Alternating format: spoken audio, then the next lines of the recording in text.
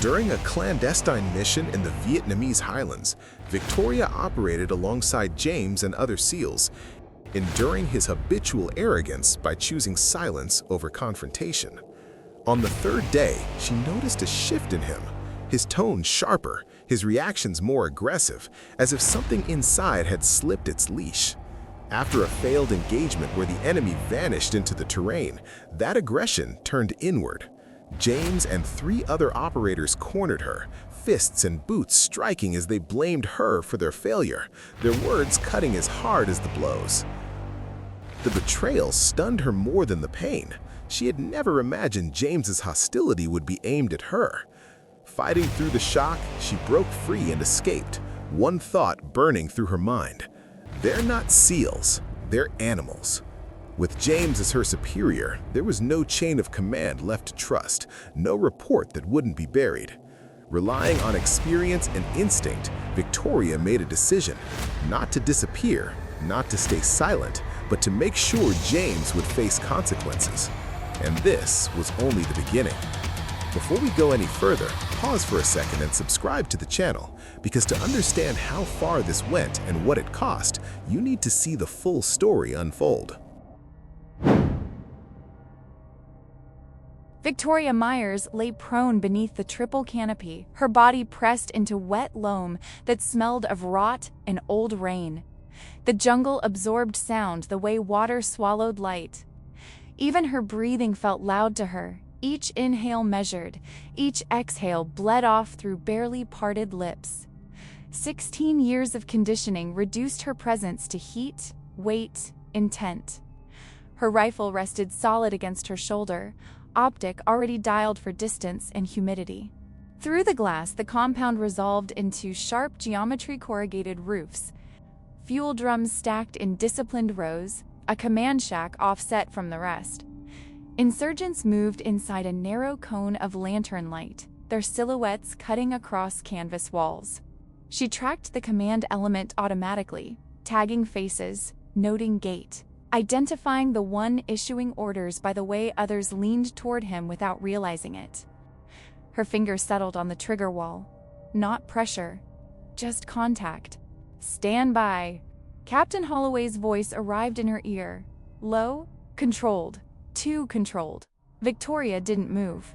Her eyes stayed locked through the optic. The shot window was perfect, clear backstop, minimal crosswind, no civilian presence. The man in her reticle paused to light a cigarette, his hand trembling slightly as the flame flared. "Confirm hold," Holloway said. A fraction of a second passed, long enough for something cold to register behind her sternum. "Holding," she replied, voice neutral. The moment collapsed. The command element shifted, bodies flowing out of the kill zone as if pulled by instinct. Lanterns snapped dark, footsteps scattered into the tree line. By the time Holloway gave the order to engage, there was nothing left to engage. The compound emptied into jungle shadow. Exfil was silent.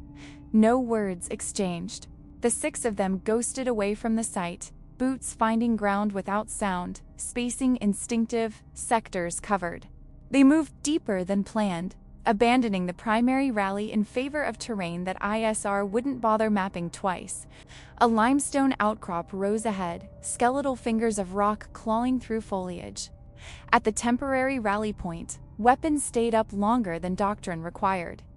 Victoria felt it before she saw it. The absence of rhythm, the way no one mirrored her movements anymore. "Halt," Holloway said. She turned. Carson was already stepping into her flank. Rodriguez closed the other side. Webb hung back, jaw tight, eyes refusing to meet hers.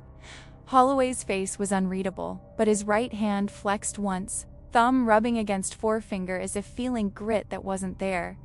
"You disobeyed a direct order," Holloway said. No accusation, just a statement entered into a ledger. "I held fire on your command," Victoria replied. Her pulse had slowed. The jungle receded. She noted distances, angles, the way Carson's weight favored his front foot. "You compromised timing," Holloway said. You hesitated, her mouth opened. She never finished the sentence. Carson struck first elbow, short, precise, driving into her ribs. Air left her lungs in a sharp, involuntary burst. Rodriguez took her legs. She hit the ground hard, cheek scraping stone. Hands grabbed her arms, pinning them back. A knee found her spine. Pressure applied with clinical care. Not enough to break, just enough to immobilize. There was no shouting, no anger. Holloway crouched into her field of view. His breath was steady. His eyes flicked once to the perimeter, then back to her. "This is containment," he said quietly. The first punch landed with a dull thud, more force than sound. Another followed, measured, placed to avoid bone fractures that would leave obvious signatures. Pain arrived in waves, white and blinding, but her training cut through it. "Coot!" She twisted, driving her head back, felt cartilage give beneath her skull as someone grunted. Her left hand came free. She struck blindly, heel of her palm connecting with the throat. The grip on her loosened for half a second. That was enough. She rolled, came up, and ran. Rounds snapped past her, tearing bark from trees.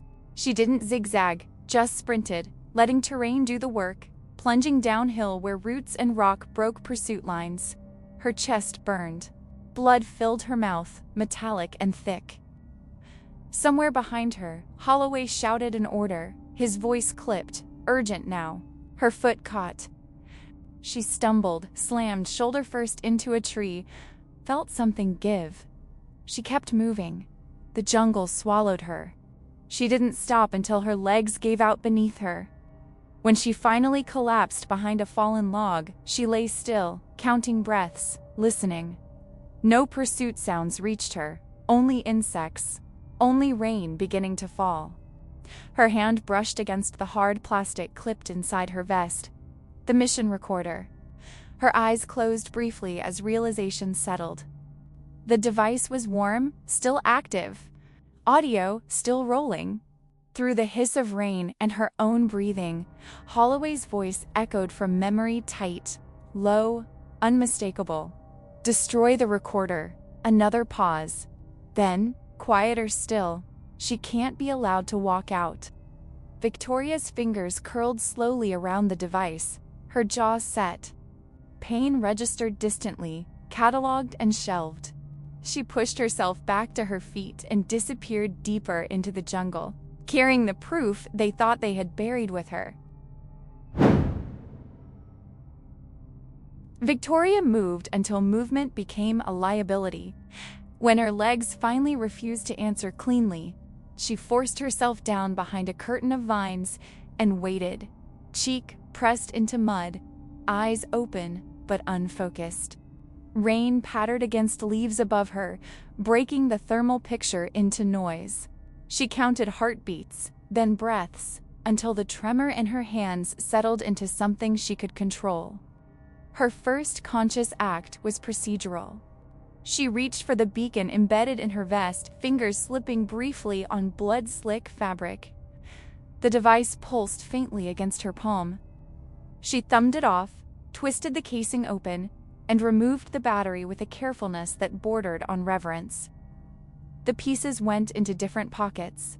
She moved 10 meters, dug with her hands, and buried the battery deep, packing the soil flat with her forearm.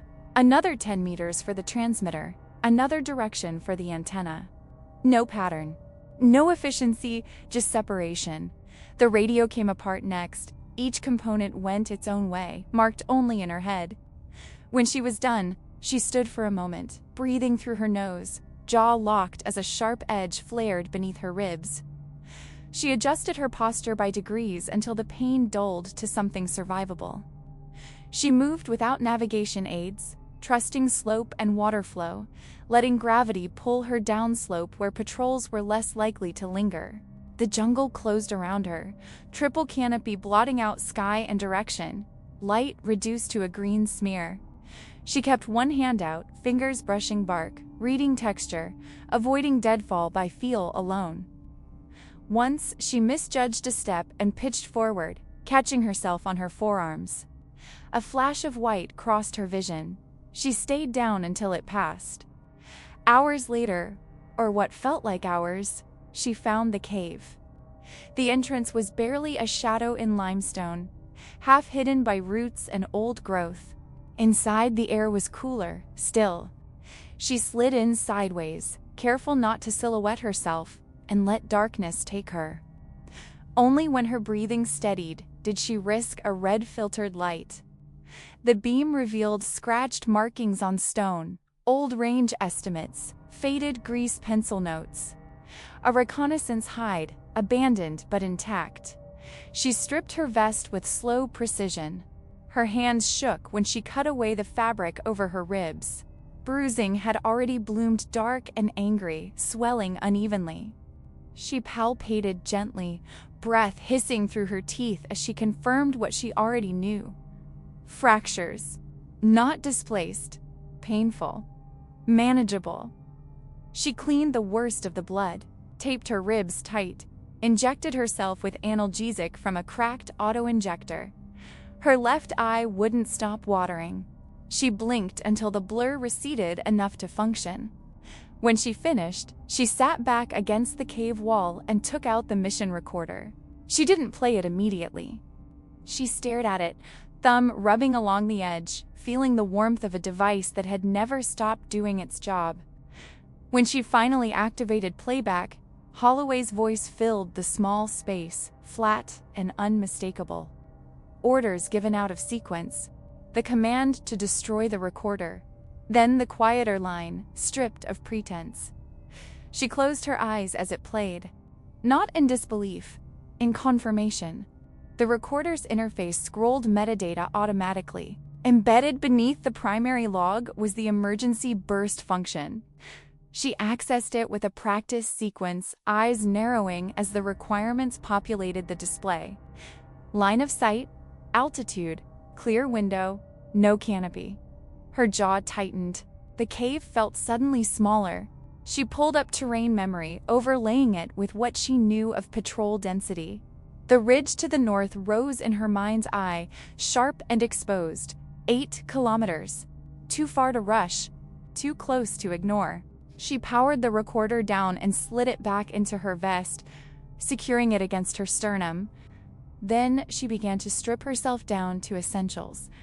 Extra ammunition went into a shallow cache carved into limestone. Rations followed. Anything that added weight without adding options stayed behind. She marked nothing. Before leaving, she stood still, eyes adjusting, listening to the cave's silence. Somewhere beyond the rock and rain, Holloway would already be shaping the narrative. Killed in action. Lost during contact, paperwork written clean and final. Once that story hardened, no one would come looking. She stepped back into the jungle, shoulders squared despite the pain, and turned north. Each breath was shallow, controlled.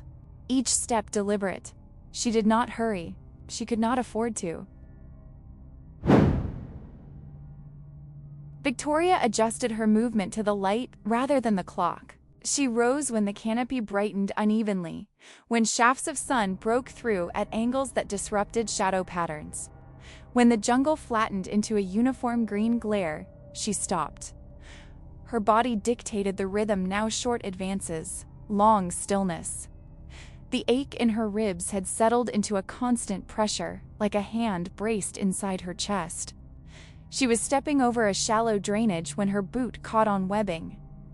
The resistance was wrong, too soft, too deliberate. She froze, weight suspended, then eased back until she could crouch. Pushing aside leaves, she saw Carson's face first. His eyes were open, fixed on nothing, pupils clouded. A single entry wound sat just below the left ear, neat and clinical. No blood spray, no distortion. She didn't touch him. She didn't need to. Carson's rifle was gone. His vest had been stripped with care, buckles unclipped rather than cut. There were no drag marks, no defensive wounds. The ground around him was undisturbed, leaf litter lying as it had fallen. Whoever killed him had done it close, controlled, without resistance. Victoria felt a brief tightening at the corner of her mouth. It passed. She moved on, angling west, doubling back twice to break any pattern she might have unconsciously left. Her head throbbed when she stood too quickly. She compensated by slowing further, letting time stretch. Hours later, she found Rodriguez. The similarity was immediate and absolute, same execution point, same absence of struggle. His body lay half-seated against a tree, chin dipped as if in thought. His hands rested open in his lap, fingers relaxed. The precision was unmistakable, not hurried, not angry. Her breathing shortened for a count of 3 before she forced it back down. Her gaze tracked outward, cataloging the area. No brass, no boot impressions. The kill site had been erased. She backed away the way she'd come, every step placed with intention. 50 meters out, she dropped prone and waited. That was when she heard them, not voices, equipment, a soft, rhythmic electronic chirp quickly muted. The whisper of fabric engineered to move quietly through brush. She shifted her head by millimeters until she could see through a break in foliage. They moved in a staggered file, spacing tight, weapons low but ready. Their rifles carried no markings. Optics were unfamiliar but advanced, cables running to compact processors mounted at the rear. One operator paused, knelt, and swept the ground with a handheld device, eyes flicking between display and terrain. Another photographed something unseen, then brushed the area clean with a gloved hand. They collected shell casings she hadn't known were there. Their movements were economical, rehearsed, no wasted motion, no verbal correction. When one adjusted position, the others compensated without looking. Their uniforms were generic, unpatched, cut for function rather than identification. This was not militia work. Victoria felt the realization settle with weight rather than shock. Her jaw tightened slightly as she exhaled through her nose. These operators weren't reacting.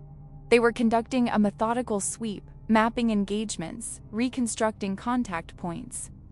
Their interest wasn't territorial, it was forensic. She watched as one of them stopped near where Carson had fallen. He crouched, studied the ground, then looked up and met the eyes of his team lead. A subtle nod passed between them. They knew. Victoria remained still as stone while they moved on, their formation dissolving into the jungle as cleanly as it had emerged. Only when the electronic whisper faded completely did she allow herself to shift. Her fingers curled once into the damp earth, then relaxed. This was no longer a singular betrayal contained within her team. The battle space had widened without warning. Multiple forces, overlapping objectives, competing erasures. Someone with reach had inserted themselves into the aftermath, and they were not interested in survivors. She rose slowly, adjusting her vest, eyes scanning instinctively. The ridge to the north felt farther now, not in distance, but in consequence. Every movement carried weight beyond its immediate risk. She turned away from Rodriguez's body and disappeared back into the trees, careful to leave nothing behind that could be read. She was being hunted by more than one hand. Victoria followed the foreign element at a distance that strained her vision but protected her margins. She never tracked the lead man. She read the negative space, the way leaves settled after passage, the faint compression of mud where weight had shifted. When they halted, she halted. When they fanned out, she sank lower, breath pinned behind her teeth until the moment passed. Her ribs protested each time she lowered herself prone. She adjusted by degrees, redistributing pressure, refusing the small sounds her body wanted to make. Sweat ran into her eyes, stinging. She did not wipe it away. The observation post sat on a shallow rise, half collapsed, its timber supports long since surrendered to rot. The foreign team approached it with a caution that confirmed its relevance. They circled once, instruments out, then moved on without entering. Their interest had already been satisfied. Victoria waited until the last electronic whisper faded before she advanced. Webb lay just beyond the structure, partially concealed by fallen brush. His head was turned slightly to the side, cheek pressed into dirt.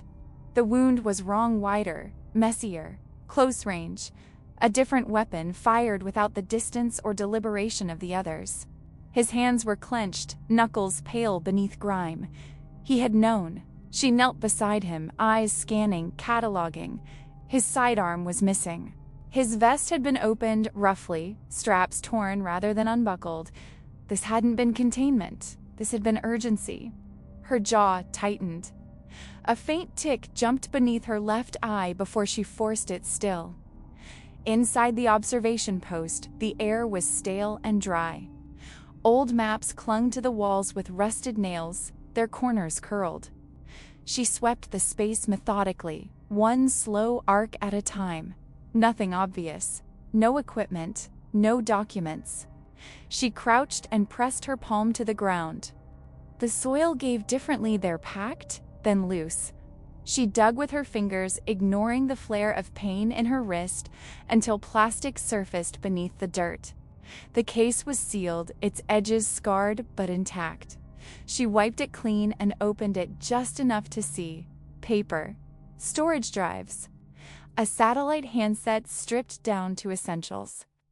She closed the case and sat back on her heels, chest rising shallowly as the shape of it assembled in her mind.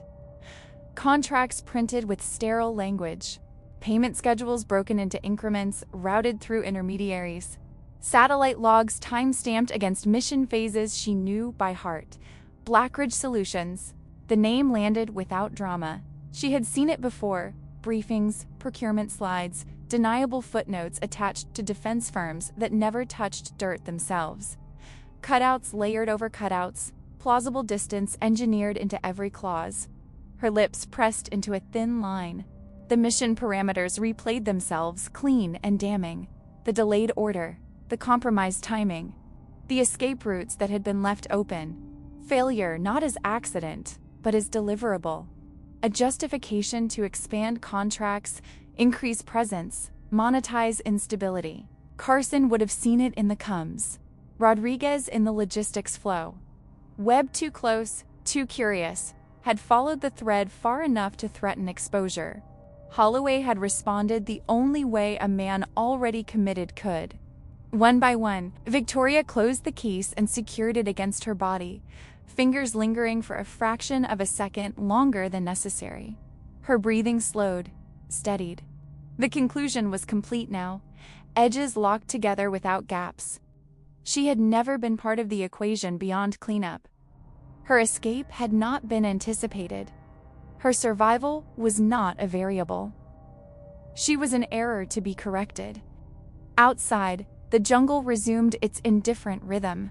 Somewhere, beyond the trees, forces moved with objectives that now overlapped her own destruction.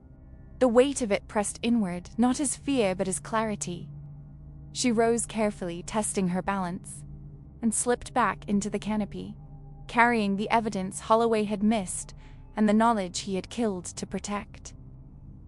She did not look back. The sweep tightened without warning. Victoria felt it in the jungle before she saw it.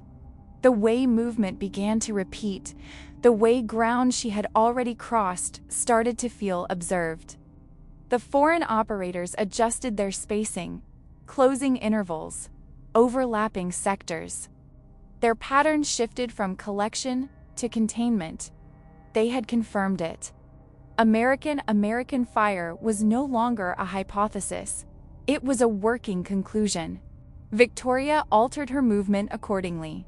She doubled back through shallow streams, let water swallow scent and trace. She dragged a branch weighted with stone across soft ground, then peeled off at a right angle, counting steps before changing elevation.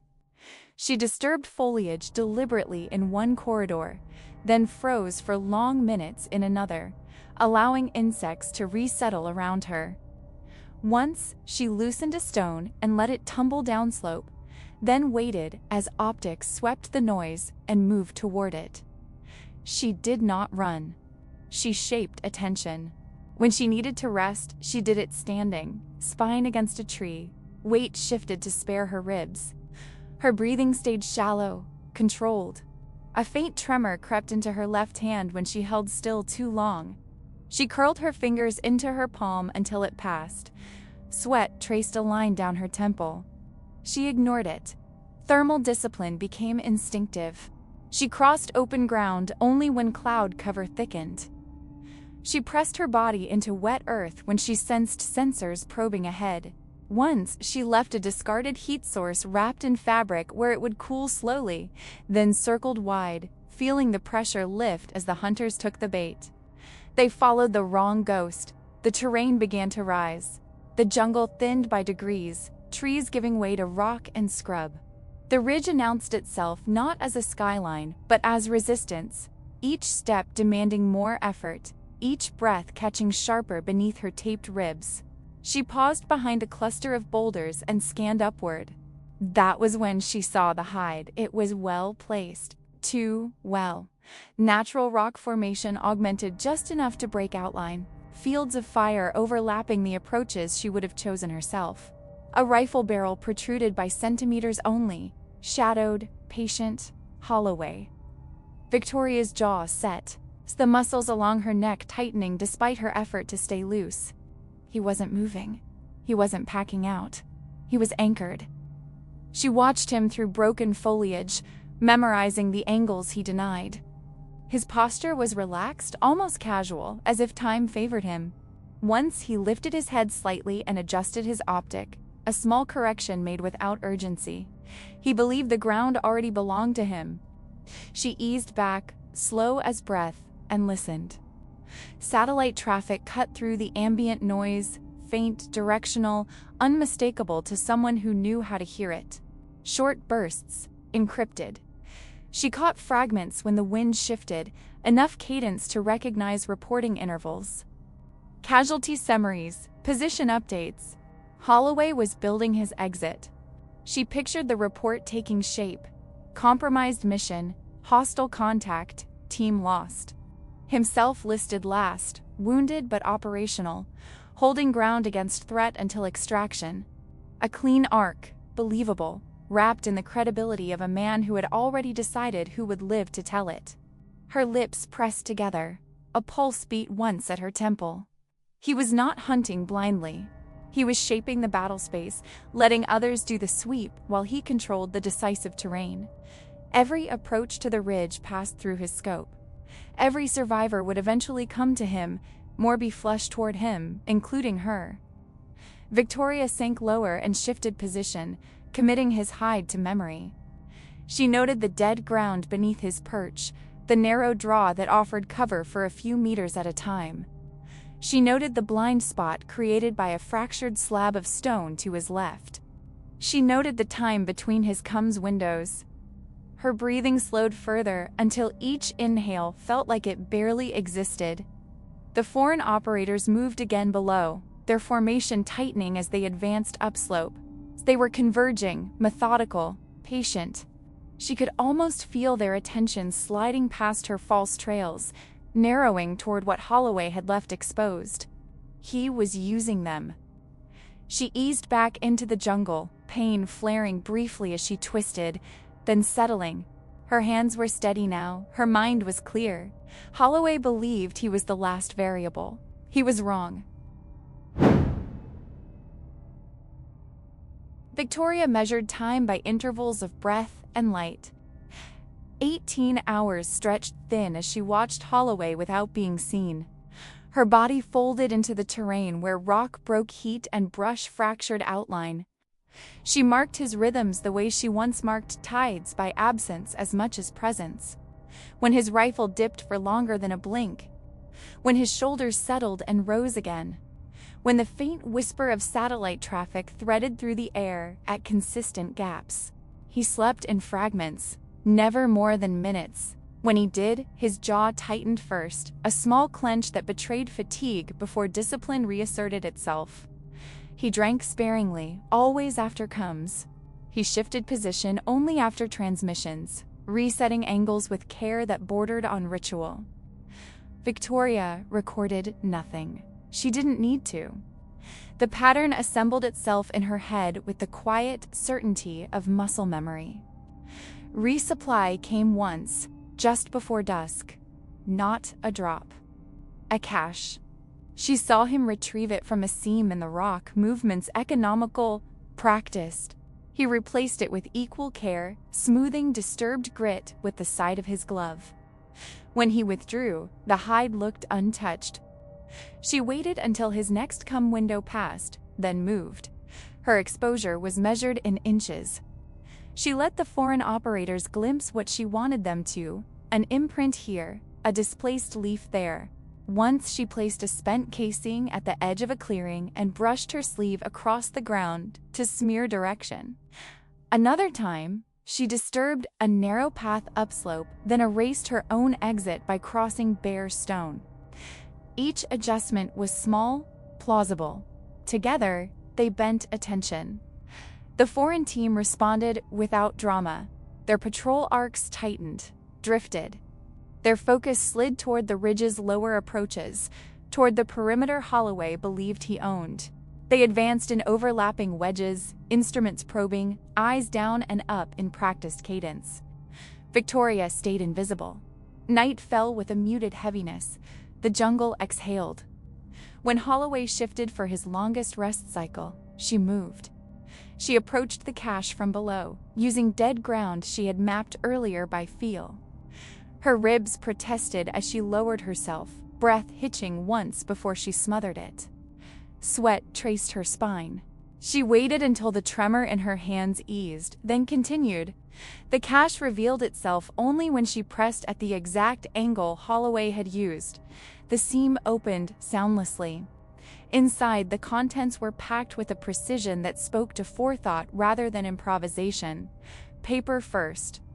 Contracts printed clean, clauses dense with indemnities and exclusions. Names redacted, but structures familiar. Payment schedules followed, routed through intermediaries. Dates aligned with mission phases. She counted quickly. The total settled at $2 million. Storage drives came next. She slid one free and scanned file names without activating anything. Satellite logs. Tasking updates. The language was clinical, detached. Objectives reframed as deliverables. Failure contextualized as leverage. At the bottom lay a thin packet, sealed. She opened it and read the line that mattered. Acceptable operational losses. 4. Her mouth tightened. A pulse flicked beneath her eye and stilled. She closed the cache and resealed it exactly as she had found it. Nothing removed. Nothing disturbed beyond what could be restored. The knowledge alone was weight enough. When she withdrew, she did so slowly, returning every stone, erasing her own presence until the ground looked as it had before she arrived. She paused once, crouched low, listening to Holloway's breathing above her. It was steady, untroubled. She eased back into cover and waited.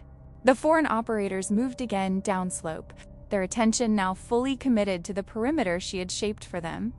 Their instruments swept, paused, advanced. The geometry tightened.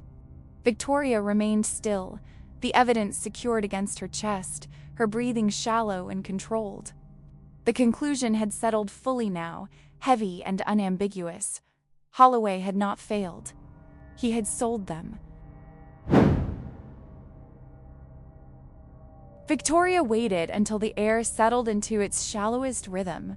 The jungle had gone still in the way it did before violence. No birds, no insects, only the faint hiss of wind through upper canopy. She lay pressed against stone, Holloway's satellite phone cradled in her hands, its surface warm from his use. Her thumb hovered for a moment, then moved. She built the transmission without hesitation. Audio first draw, unedited, timestamps intact. Contract metadata followed, stripped to essentials, checksum verified, coordinates last. She kept the packet lean, compressed to the narrowest burst that would survive uplink interference. When the indicator flashed ready, she lifted the phone just enough to clear the rock face and sent it. The transmission window was brief. She counted it in breaths. When the confirmation ticked through, she powered the device down and slid it back where she had taken it from. Her jaw unclenched by a fraction. She didn't wait. From her vest, she removed the emergency beacon she had modified hours earlier. Its profile was familiar, its calibration anything but. She adjusted frequency and output, dialing the signature to match a degraded unit, power fluctuating, biometrics suggesting blood loss and impaired movement. A wounded survivor. Stationary. Fading. She armed it and tossed it downslope, letting it strike rock and brush before settling into a shallow depression. Then she moved. The response was immediate. Holloway shifted above her, the scrape of gear faint but unmistakable. Below, the foreign operators reacted with equal precision, their formation breaking and reforming as they reoriented toward the signal. Their pace increased. Their spacing tightened. They were converging. Victoria angled away from the beacon, keeping low, her ribs flaring with each step she forced into silence. She reached into her pack and triggered the remote detonator, eyes fixed upslope. She waited until Holloway committed until his attention, narrowed to the false promise of a survivor he believed he controlled. She pressed the switch. The cache detonated with a concussive crack that punched sound through the jungle. Stone fractured. Ammunition cooked off in sharp, irregular reports. The shockwave rolled through the trees, shaking loose leaves and debris. Victoria flattened instinctively, forearm braced against the ground as the air filled with noise. Shouts followed, brief, clipped in a language she didn't recognize. Muzzle flashes stuttered through brush as the foreign operators reacted. Weapons coming up, targets acquired in seconds. Holloway returned fire from his hide, disciplined bursts cutting through smoke and dust. The firefight was violent and confused, angles collapsing as both sides fought for dominance in terrain that had turned hostile without warning. Tracers carved brief lines through the dark. Fragments of rock skittered past Victoria's boots. She didn't look back. Using the chaos as cover, she broke from concealment and drove upslope, choosing the narrow draw she had marked earlier. Her breathing shortened, sharp and controlled, pain flaring bright beneath her ribs before settling into a dull roar. She adjusted her gait, sacrificing speed for balance, hands steady despite the tremor creeping into her forearms. Behind her, the gunfire shifted, drawing away from her line of movement as both forces committed to each other. The beacon continued to pulse, its false distress buried beneath the noise of contact. Victoria climbed. She reached the ridge approach as the firefight intensified below, the sound flattening into a constant thunder. She paused only long enough to check her angles, then pushed on, every sense narrowed to the path ahead. Holloway survived the initial exchange. She knew it without seeing him. Men like him did, and he would understand the moment the fire broke away from the beacon, the moment the terrain stopped cooperating. He would read the absence, trace the intent, and know the destination as surely as she did. Victoria crested the last rise, lungs burning, vision tunneling briefly before she forced it wide again. She did not slow. He knew where she was going. The ridge summit narrowed into bare stone and wind. Victoria reached it on controlled momentum, boots scraping once before she caught herself and dropped low. The uplink zone was exposed, just enough sky, just enough clearance. She felt the space rather than saw it. Holloway stepped into view from her right, close enough that neither of them had time to raise a rifle. The impact came shoulder to shoulder, bone on bone. Her injured ribs flared white as she absorbed it and pivoted, driving an elbow into his forearm. He grunted, more breath than sound, and countered with a knee that caught her thigh and buckled her stance. They went down together, rolling across stone, hands scrabbling for leverage, weapons abandoned where they fell. It was quiet in the way only close fighting is. Breath, fabric tearing, the dull thud of bodies against rock. Victoria forced space with her forearm across his throat. felt his pulse jump beneath it. His eyes were wide now, the controls she had watched for days slipping in the corners. He surged, headbutting forward. The blow glanced, enough to blur her vision for a count. She tasted blood and locked her jaw, riding it out. Holloway's hand closed on her wrist, crushing. She felt the weakness there and adjusted, letting the pressure roll through her shoulder as she twisted, breaking his grip by degrees. He swore under his breath, controlled, practiced even as desperation crept into his breathing. "This wasn't personal," he said, the words forced out between exertion and pain. His eyes flicked past her, toward the sky. They needed failure. "You know how it works." She drove a knee into his midsection. His breath left him in a sharp exhale, a sound like air escaping a valve. She stayed close, denying him distance, denying him time. "Instability sells," he said when he found his voice again, the admission tumbling out faster now. "Contracts don't renew on success." She felt a small tremor start in her left hand and killed it by tightening her grip. Her breathing was shallow, measured, every inhale edged with pain she refused to acknowledge. "They're numbers," he said, and there it was, the crack in him, the thing he couldn't keep buried, losses on a sheet. Her mouth tightened. A tick flickered beneath her eye and stilled. He lunged, reaching for the knife at her belt. She trapped his arm, rotated her hips, and took him down hard. Stone scraped skin. He tried to roll through it and failed, the desperation now plain in the set of his jaw, the way his eyes searched for angles that weren't there.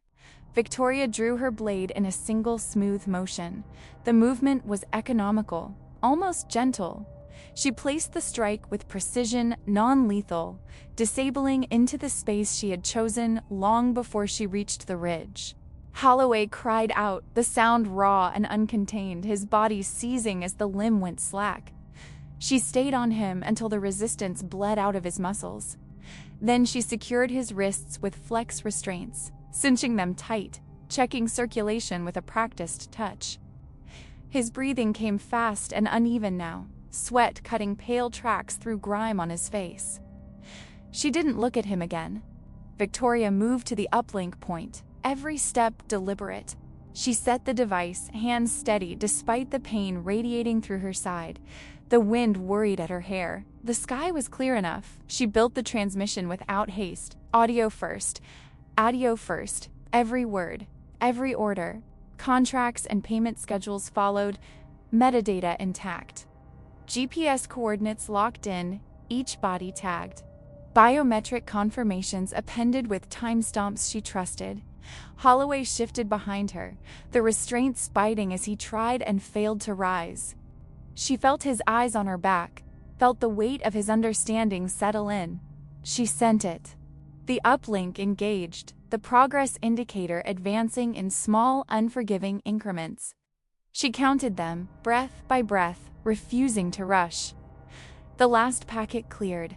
Confirmation flashed. Victoria powered the device down and exhaled, slow and controlled, the tension easing from her shoulders by a fraction. Behind her, Holloway sagged against the stone, the fight gone out of him. The ridge held its silence. Dawn had not reached the ridgeline when the rotor noise began to bleed into the valley, a low-frequency vibration that pressed against bone before it registered as sound. Victoria stood several meters from Holloway, her weight settled unevenly on her injured leg. The blood on her sleeve had dried into a dark crust. She hadn't bothered to clean it. Her left hand stayed near the flex restraints at Holloway's wrists, fingers flexing once, then still. The summit smelled of damp stone and burned cordite. The Miss 6-0 appeared through the thinning mist, nose dipping as the pilot brought it into a controlled hover. Rotor wash flattened the scrub grass and drove grit into exposed skin. Victoria turned her face slightly away, eyes narrowed against the debris, jaw set. She raised one arm in a precise signal, posture rigid despite the tremor that ran briefly through her forearm before she locked it down. The crew chief leaned out, scanning, weapon angled but not searching. They had the coordinates. They knew what to expect. When the hoist line dropped, Holloway laughed once short, dry, almost a cough. His shoulders were slumped, but his eyes were sharp, tracking the aircraft with a calculating focus. 6 hours, he said, voice hoarse. You think that buys you anything? Victoria didn't answer. She checked the restraints again, the plastic biting into Holloway's wrists until his fingers twitched, his jaw tightened. A vein pulsed at his temple. She watched it, noted the rhythm. He wasn't beaten, he was cornered. As the crew moved in, Holloway leaned closer, lowering his voice. It won't matter, he said. Blackridge doesn't stop because one op goes bad. Their reach goes everywhere. Contracts, committees, flags you still salute. Victoria met his gaze. Her breathing was controlled, shallow. The muscles along her neck stood out as she spoke. I didn't just transmit to Naval Command. She nodded once toward the ridgeline, toward nothing visible. I staged delayed releases, investigative desks, congressional oversight, redundant drops, time-locked. The evidence is already outside military containment. For the first time, Holloway's expression fractured. It wasn't fear, more a recalculation that came too late. His mouth opened, then closed. The crew chief's gloved hand settled on his shoulder, firm, impersonal. Holloway was clipped to the hoist and lifted, boots scraping stone. He looked down as he rose, eyes fixed on Victoria until the angle forced his chin back. The aircraft swallowed him, the sound climbing as the pilot pulled power. Victoria remained where she was until the cable was fully retracted and the helicopter banked away. Only then did she exhale, slow and measured. She pressed her thumb against the edge of her blade, feeling the nick in the steel. The pain grounded her. She keyed her radio, voice steady, confirming handoff and custody. No embellishment, no commentary. The flight out was clean. Holloway was delivered alive, vitals monitored, restraints logged.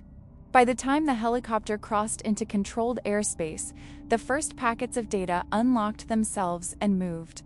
Audio files propagated with cryptographic signatures intact. Contract documents redlined, countersigns resolved into readable chains of authorization. GPS tracks aligned with time-stamped biometric confirmations recovered from the field. Names matched numbers, numbers matched bodies. Within 48 hours, emergency warrants were issued under seal, then unsealed. Financial accounts froze mid-transaction. Servers went dark as agents executed synchronized seizures across jurisdictions. Blackridge Solutions executive offices were cleared floor by floor, conference rooms left with coffee cooling on polished tables. Legal counsel arrived too late to prevent detention. The firm's CEO was indicted on multiple counts, the language precise, the scope federal. Victoria learned most of it from a hospital bed, the monitor's steady cadence marking time. Her shoulder was immobilized, sutures pulled tight beneath sterile dressing. She listened without comment as an officer read from a tablet, eyes flicking up to gauge her reaction. Her face gave nothing away. When he finished, she nodded once. Outside, the machine continued its work. Inside, Victoria closed her eyes and let the noise recede. The mission was complete. The exposure had begun. The hearing room was sealed, its walls lined with acoustic panels that swallowed reverberation and left every sound exposed. Victoria sat alone at the witness table, hands resting flat, fingers aligned with the grain of the wood. A faint tremor passed through her left index finger and stopped. She adjusted her posture by a fraction, shoulders square, chin level. The oath had already been administered. There was nothing ceremonial left on the record. The recorder clicked once, a mechanical sound that cut through the stillness. Holloway's voice filled the room, preserved with clinical clarity. Orders issued without hesitation. Target confirmation stripped of context. The cadence of command that preceded the attack, followed by the sounds that needed no interpretation. Victoria did not look up. Her eyes remained fixed on a point just beyond the microphones, breath measured, lips pressed together until the edges paled. When the recording ended, the silence was heavier than the audio had been. Forensic summaries followed. Ballistics correlation tables were read into the record. Time-stamped biometric data aligned with GPS tracks, each entry verified by independent examiners. Pathology reports confirmed manner and cause of death, language precise, detached. The chain of custody was intact from field recovery to laboratory analysis. No objections were raised. No clarifications requested. The documentation spoke in a voice that did not bend. When questioned, Victoria answered narrowly. Dates, coordinates, procedures. Her jaw tightened once as she referenced the moment of interception.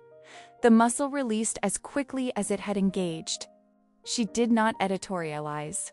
The committee members watched her closely, some with brows knit, others with pens paused mid-line. A cough was suppressed behind a hand.